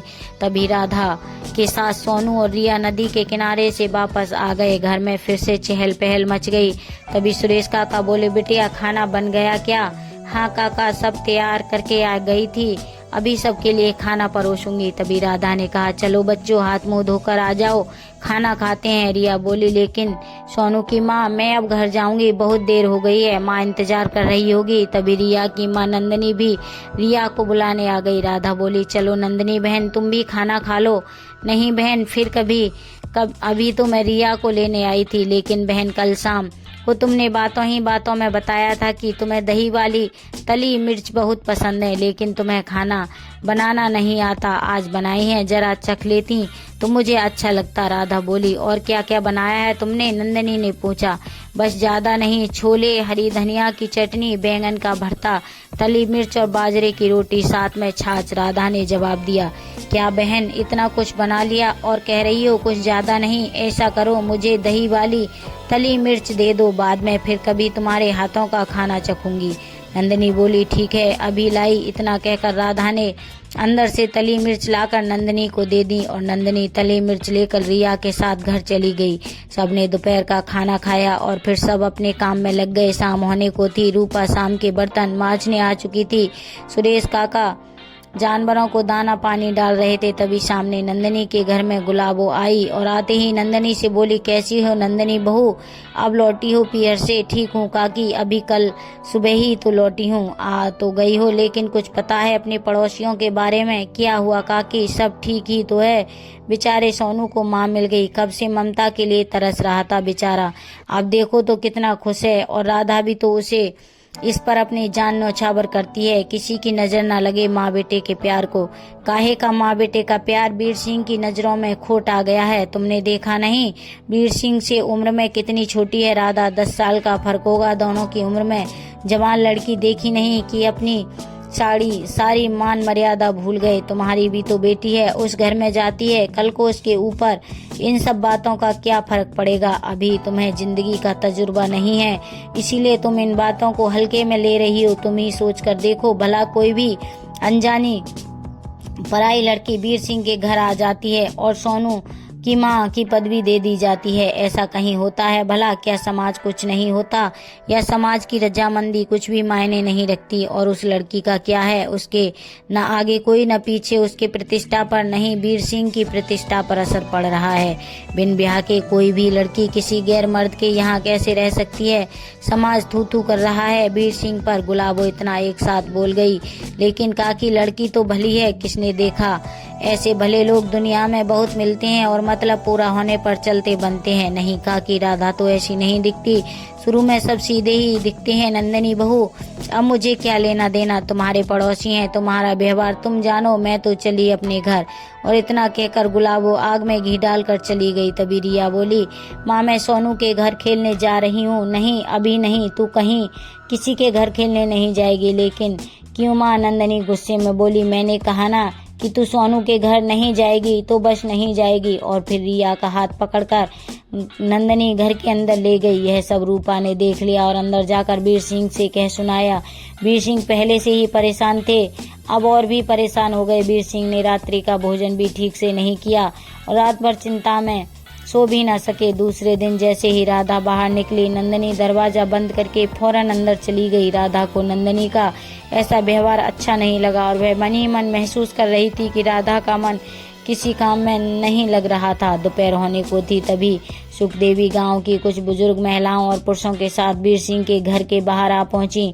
उनमें से एक बुजुर्ग बोले, तो मुखिया जी आपने क्या फैसला किया? वीर सिंह जी बोले, सोनू बहुत ही स्नेह रखता है उस लड़की से, उसे माँ मानता है और वह भी पूरी ही ममता उस पर लुटाती है। कुछ भी नहीं सूझ रहा, कोई भी रास्ता दिखाई नहीं दे रहा। लेकिन वीर सिंह, बिना ब्याह के कोई भी लड़की ऐसे कैसे आपके घर में रह सकती है?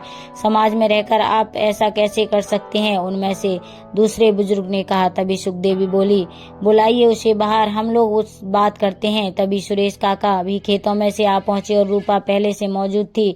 सुरेश काका बोले, मैं बुलाता हूँ राधा बिटिया को। सुरेश काका ने राधा को आवाज दी, राधा बिटिया जरा बाहर तो आना।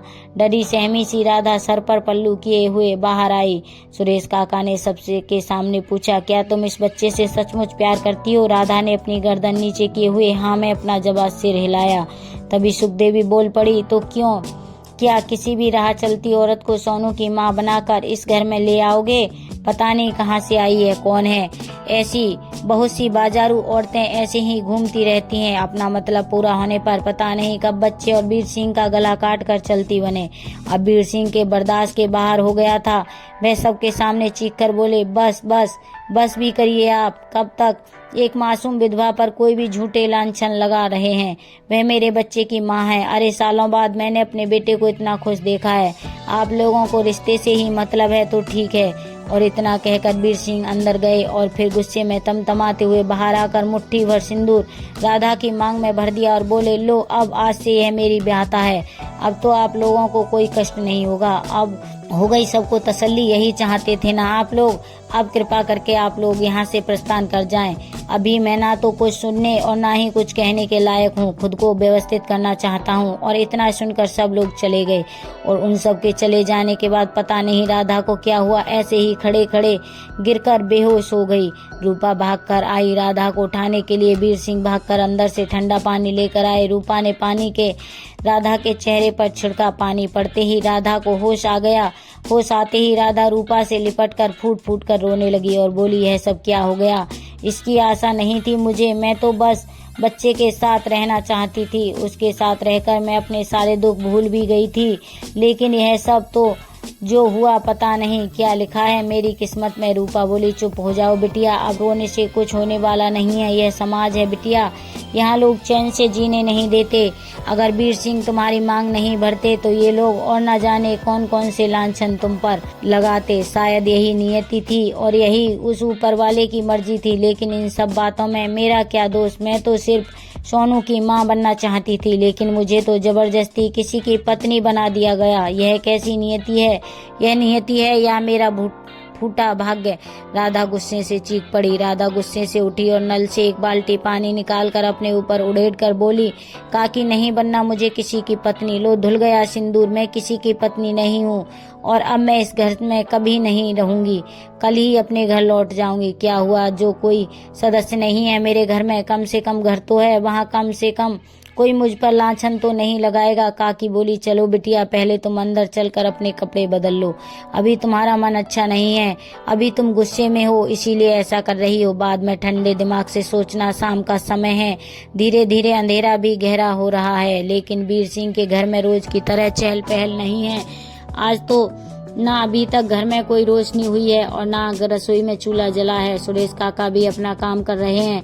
उधर सोनू बार बार राधा से कह रहा है, क्या हुआ माँ, आज तुम बोल क्यों नहीं रही और इस तरह अंधेरे में क्यों बैठी हो? चलो ना, मुझे भूख लगी है, खाना बना दो। सोनू की बात सुनकर वीर सिंह बोले, बेटा सोनू इधर तो आना। क्या हुआ बाबा, आपने मुझे क्यों बुलाया? कुछ नहीं बेटा, आज तू मेरे पास रहो। आज तुम्हारी माँ की तबीयत ठीक नहीं है तो उसे आराम करने दो। खाना मैं बना देता हूँ। ठीक है बाबा, मुझे पता नहीं था कि आज माँ की तबीयत ठीक नहीं है। अब मैं उसे परेशान नहीं करूँगा। ठीक है मेरा प्यारा बेटा। अच्छा बोल तो क्या खाना बनाऊँ तेरे लिए? वीर सिंह ने सोनू से पूछा। कुछ भी बना लो बाबा, मैं सब खा लूँगा। ठीक है, तू अब यहीं बैठ या बाहर सुरेश काका के पास खेल, लेकिन माँ के पास मत जाना। ठीक है बाबा, मैं बाहर हूँ। और सोनू बाहर जाकर बाड़ी में खेलने लगा। वीर सिंह ने खाना बनाकर काका को परोस दिया और सोनू को भी दे दिया। सोनू के खाने खा लेने के बाद वीर सिंह बोले, लो बेटा अपनी माँ को भी खाना खिलाओ। ठीक है बाबा। और इतना कहकर सोनू थाली लेकर राधा के पास पहुंचा। लो माँ खाना खा लो। नहीं बेटा, मुझे भूख नहीं है, तू थाली ले जा। ठीक है। और इतना कहकर सोनू थाली लेकर वीर सिंह के पास चला आया। वीर सिंह बोले, सोनू तू काका के पास जा, मैं तेरी माँ को खाना खिला कर आता हूँ। और वीर सिंह थाली लेकर राधा के पास पहुंचे और क्षमा भाव से बोले, माफ कीजिए, आज जो हुआ वह होना नहीं चाहिए था। वह तो बस क्रोधवश हुआ। मुझे पता नहीं आज आपको मेरी वजह से बहुत कष्ट हुआ है, लेकिन कृपा करके उसका गुस्सा आप खाने पर ना उतारें। राधा गुस्से से तमतमाते हुए बोली, क्रोधवश यह आपने जानबूझकर किया है। आपके मन में आई भी कैसे कि मैं आपसे विवाह कर सकती हूँ? मैं किसी की विधवा हूँ तो इसका मतलब यह नहीं कि कोई भी मुझ पर हक जताकर अपनी ब्याहता बना लेगा। मैं अपने पति से अब भी बहुत प्यार करती हूँ और हमेशा उन्हीं से करती रहूँगी। और मैं कल ही आपका घर छोड़कर चली जाऊँगी। नहीं चाहिए आपकी रात आपके घर में सर छुपाने की इतनी बड़ी कीमत मांग ली आपने। लज्जा नहीं आई आपको किसी विधवा की मजबूरी का फायदा उठाते हुए? कुछ तो रहम किया होता। यूं ही सबके सामने मेरी मांग में सिंदूर भर दिया। क्या जवाब दूंगी मैं अपनी अंतरात्मा को? मुझे खुद से घृणा हो रही है। और यह खाना लेकर आप कौन सी सांत्वना देने आए हैं मुझे? जो आपको करना था वह तो आपने कर ही दिया। अभी इसी वक्त मेरे सामने से चले जाइए। मैं अभी अपने आप में मैं नहीं हूँ। और वीर सिंह थाली लेकर वापस आ गए। उनकी आंखों में आंखें भी भर आई थीं। शायद 2 बूंद आंसू भी टपक गए और उन्होंने फौरन पहुँच लिए ताकि कोई देख ना ले। उस रात वीर सिंह भी खाना खाए बिना ही सो गए। दूसरे दिन सुबह का माहौल भी एकदम सुस्त सा था। रूपा ने अपना काम कर लिया और बोली, बिटिया हम जा रहे हैं। राधा बोली, काकी मैं भी आज यहाँ से चली जाऊंगी। रूपा बोली, एक बात कहें, अब तुम्हारा इस बच्चे के सिवा कोई नहीं है। वहाँ जाकर भी तुम क्या करोगी? पता है एक अकेली औरत को यह समाज जीने नहीं देता। पता है बिटिया हमने अपनी जिंदगी अकेले कैसे गुजारी है यह हम ही जानते हैं। एक विधवा का कोई नहीं होता। और फिर तुम दिल से चाहो ना चाहो लेकिन समाज के सामने तो तुम वीर सिंह की ब्याहता हो। चांद सा बेटा मिल गया है तुम्हें। और वीर सिंह भी दिल के बहुत अच्छे हैं। पूरा गाँव उनकी इज्जत करता है। बस हमारे मन में जो बात थी वह हमने कह दी। आगे तुम्हारी मर्जी। अब तुम्हें क्या करना है यह तुम जानो। चली जाओगी तो ठीक, और अगर नहीं जाओगी तो किसी अनाथ बच्चे की जिंदगी संवर जाएगी।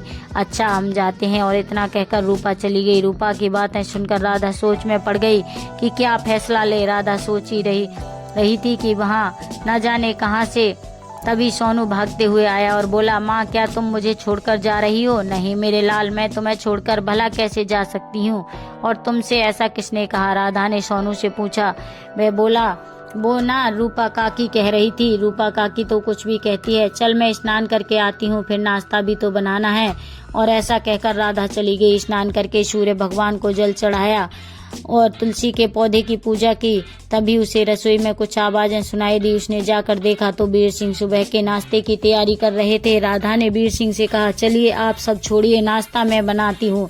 वीर सिंह बोले, आज बनाकर खिला दोगे लेकिन कल से तो मुझे ही बनाना है, इसीलिए आदत डाल रहा हूँ। कोई नहीं, आज तो आप चली ही जाएंगी। राधा बोली, मैं कहीं नहीं जा रही, अपने सोनू को छोड़कर। चलिए आप छोड़िए। और वीर सिंह सब कुछ छोड़कर चेहरे पर हल्की सी मुस्कान लेकर बाहर चले गए। आज घर में थोड़ी सी रौनक थी क्योंकि सबके चेहरों पर मुस्कान थी। दोपहर होने को थी तभी नंदिनी कुछ सामान लेकर राधा के पास आई। राधा बहन, मैं तुमसे कुछ कहने आई थी और कुछ देने। हाँ बहन बोलो, क्या बात है? राधा ने नंदिनी से पूछा। सुबह माता के मंदिर गई थी, वहाँ से यह लाल चूड़ियाँ और सिंदूर लाई हूँ।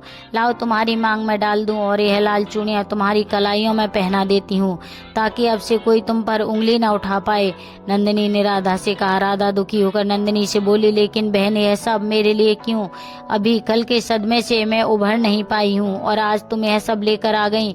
नंदिनी बोली, लेकिन बहन यह सब करने से अगर तुम पर लोग उंगली उठाना बंद कर देते हैं तो क्या बुराई है? यह सब करने से समाज का मुंह बंद होता है तो क्या बुरा है? लेकिन ठीक है। और नंदिनी को राधा की मांग में सिंदूर भरकर कलाइयों में लाल चूड़ियां पहनाकर चली गई। राधा फौरन भागकर अंदर गई और आईने में खुद को देखने लगी। उसे फिर आज से अपनी मांग में सिंदूर भरा देखकर, कलाइयों में चूड़ियां देखकर अच्छा लगा। तभी दोपहर का खाना खाने काका पहुंचे। उन्होंने राधा को इस रूप में देखकर कहा, अच्छी लग रही हो बिटिया, भगवान तुम्हें हमेशा खुश रखे। और राधा अपनी पलकों को नीचे करके लजाते हुए बोली, काका अभी खाना लेकर आती हूँ। काका भी मन ही मन मुस्कुराते हुए बोले, बिटिया तुम्हारे लिए यही सही है, यहाँ तुम हमेशा खुश रहोगी। काश तुम्हारे मन में मालिक के लिए भी प्रेम पनप जाए। राधा ने सबके लिए खाना परोसकर सबको बुलाया। वीर सिंह खाना खाने रसोई में पहुंचे और राधा का ऐसा रूप देखकर अंदर ही अंदर खुश हो गए। शाम को रूपा बर्तन मांजने आई और राधा से पूछ बैठी, बिटिया तुम गई नहीं ना? कहाँ जा पाई काकी? सोनू का मुंह देखकर रह गई। राधा ने जवाब दिया, हम तो कह देंगे कि बिटिया तुम्हारे लिए यही सही है और आज मांग में सिंदूर भर अच्छी लग रही हो, हमेशा इसी तरह श्रृंगार में रहो, हमारा आशीर्वाद है। रूपा काकी बोली। प्रिय दर्शकों, अब राधा ने सुहागन की तरह रहना तो शुरू कर दिया था लेकिन वीर सिंह को वह अभी भी माफ नहीं कर पाई थी। अब राधा और वीर सिंह के घर में रहते हुए 6 महीने बीत गए थे। उसने आंगन को हरा भरा बना दिया था। कई जगह फूलों के पौधे लगा दिए थे, कहीं पर गुलाब और गुलाब के पौधे, कुछ सब्जियां भी उगा दी थीं। जो भी आता घर की शोभा देखकर मंत्रमुग्ध हो जाता। और कहता, वीर सिंह यही सही था, घर में बिना औरत के शोभा नहीं होती। वीर इतना सुनते और खुश हो जाते, लेकिन अपने लिए अब भी राधा की नाराजगी देखकर उनका मन खिन्न हो जाता। वे जब कभी राधा को दूर से निहारते देखते, लेकिन जैसे ही राधा उनकी तरफ देखती तो नजरें दूसरी तरफ फेर लेते। सुरेश काका और रूपा काका की पारखी नजरों यह सब से छुपा नहीं रहा था, और दोनों ही चाहते थे कि राधा और वीर एक हो जाएं, उनके बीच की दूरियां मिट जाएं। अगर भगवान ने दोनों को जोड़ा है तो बीच में कांटे क्यों रह जाएं। ऐसे ही दिन बीतते जा रहे थे। वीर सिंह राधा को पसंद करने लगे थे, और करें भी क्यों ना पसंद। राधा जैसी शुद्ध गृहिणी ने उनके बच्चे और बिखरे हुए घर को जो संवार दिया था। राधा के आने से अब उनका घर जैसा लगने लगा था, लेकिन राधा वीर सिंह के मन के भाव को समझकर भी अनदेखा कर रही थी। वह वीर सिंह को मन से क्षमा नहीं कर पा रही थी, लेकिन कभी कभी सोचती थी कि वीर सिंह ने इतना बड़ा भी अपराध नहीं किया जो क्षमा न किया जा सके। उस समय उनके पास भी तो इसके सिवा कोई चारा नहीं था। ऐसा तो नहीं कि मैं उनसे बेवजह नाराज हूँ, बस ऐसे ही दोनों के मन में उलझने भरे भाव थे, लेकिन एक दूसरे से व्यक्त करने में असमर्थ थे। तभी एक रोज वीर सिंह ने के एक दोस्त के घर से शादी का निमंत्रण आया। वीर सिंह के दोस्त की बहन की शादी थी। दोनों दोस्त बचपन से दोस्त थे और साथ में पढ़ भी रहे थे। निमंत्रण मिलते ही वीर सिंह ने राधा से कहा, सुनिए। राधा थोड़ा चिढ़कर बोली, जी कहिए, मेरे पास समय नहीं है। वह मैं कह रहा था कि मेरे दोस्त की बहन की शादी है और हमें अवश्य ही आशीर्वाद देने जाना पड़ेगा, तो आप जरा तैयारी कर लेती, और जो भी हो आपको खरीदना है तो नंदिनी भाभी के साथ जाकर ले आइए। यह रहे रुपए, और बहन के लिए देने के लिए कोई तोहफा भी खरीद लीजिएगा, और हो सके तो आज और कल में सारी तैयारी कर लेना, क्योंकि परसों हमें निकलना होगा।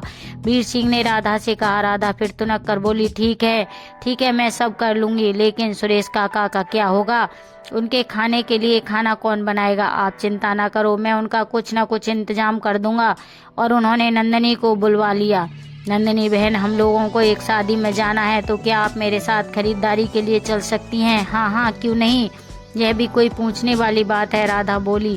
लेकिन बहन, एक समस्या है, अगर मैं शादी में चली गई तो काका के खाने का क्या होगा? बस इतनी सी बात, वह मैं सब देख लूंगी, तुम चिंता मत करो, जाने की तैयारी करो, नंदिनी बोली। नंदिनी और राधा ने एक साथ मिलकर खरीदारी पूरी कर ली। जिस रोज राधा को जाना था, वह रूपा बोली, ठहरो बिटिया, हम नंदिनी बिटिया को बुला कर लाते हैं, वही तुम्हें ठीक से तैयार करेगी। और नंदिनी आ पहुंची राधा को तैयार करने। नंदिनी को आते हुए देखकर वीर सिंह बोले, भाभी उनसे कहिए कि जो संदूक में गहने रखे हैं वह भी पहन ले।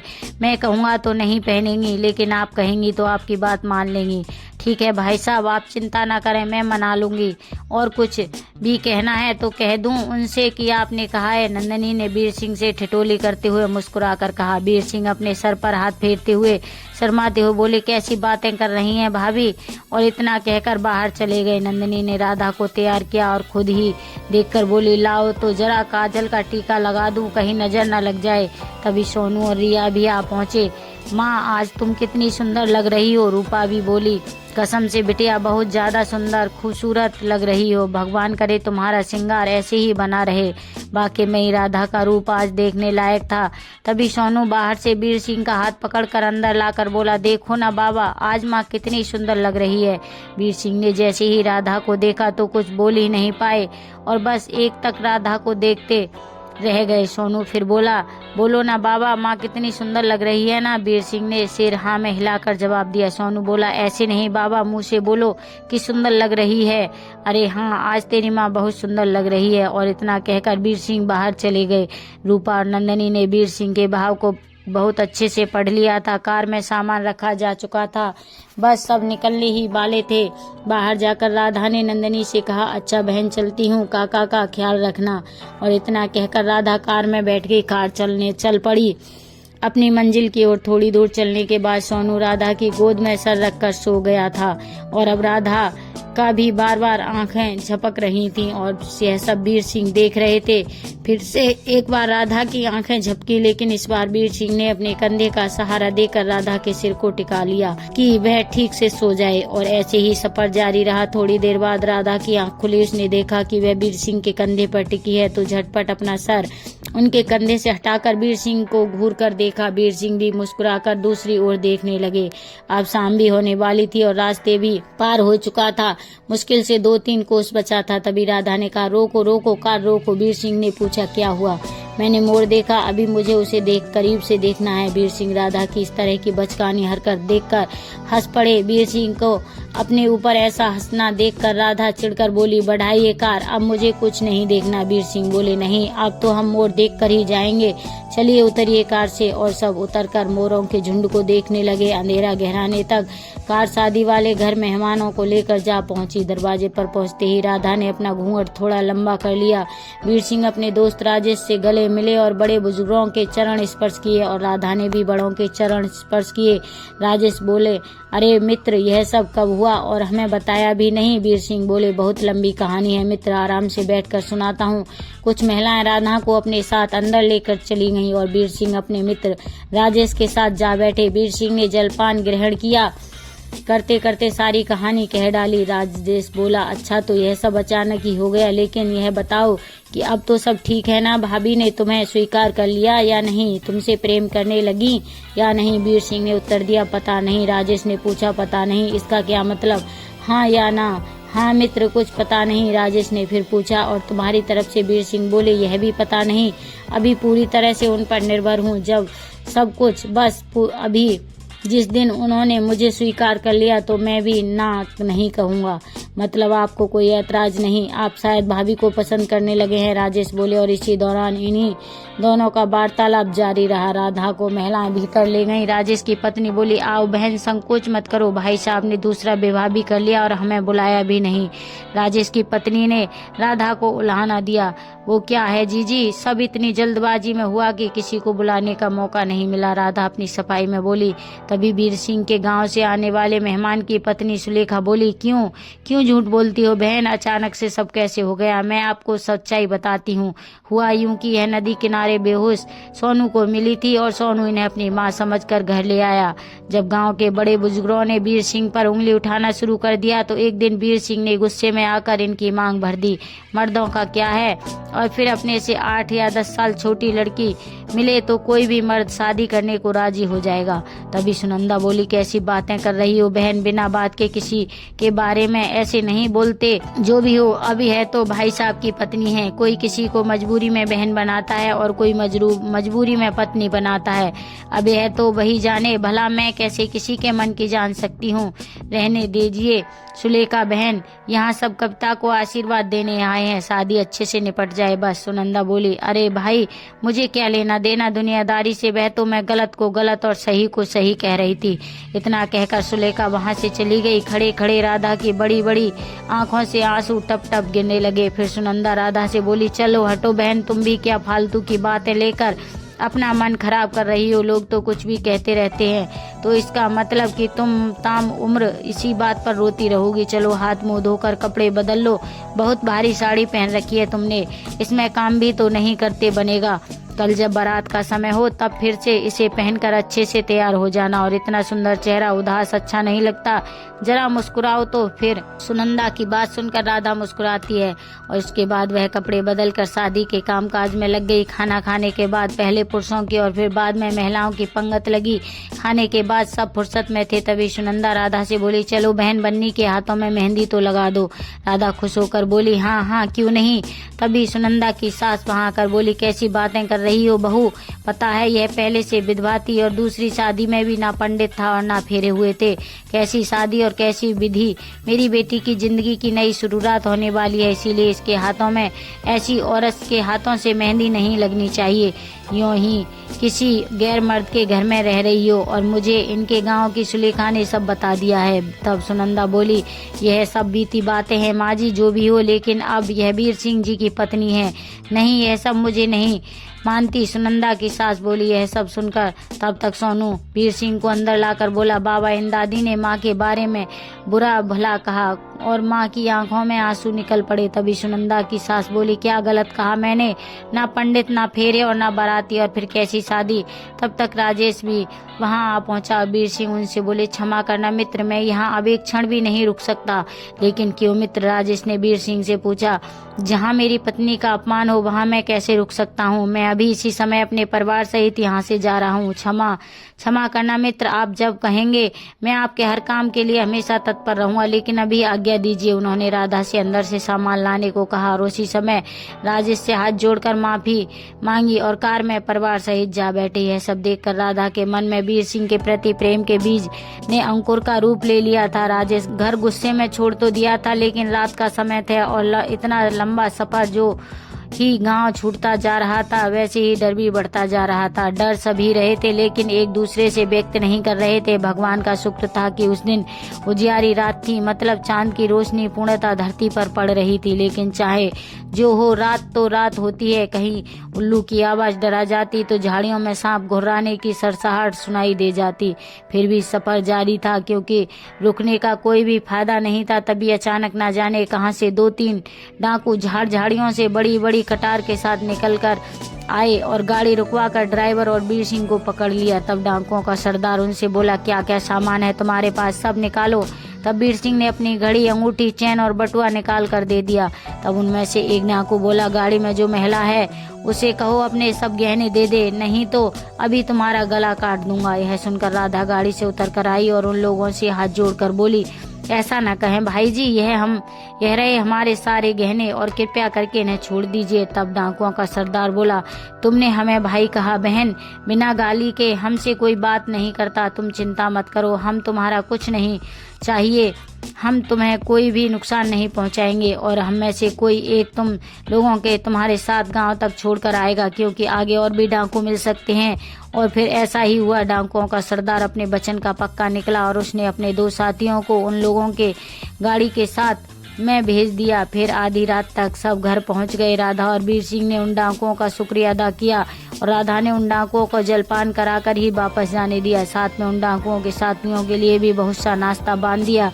जब वे दोनों डाकू चले गए तो तब राधा ने वीर सिंह जी से पूछा, ऐसा भी क्या गुस्सा कि आधी रात को शादी का घर छोड़कर चले आए?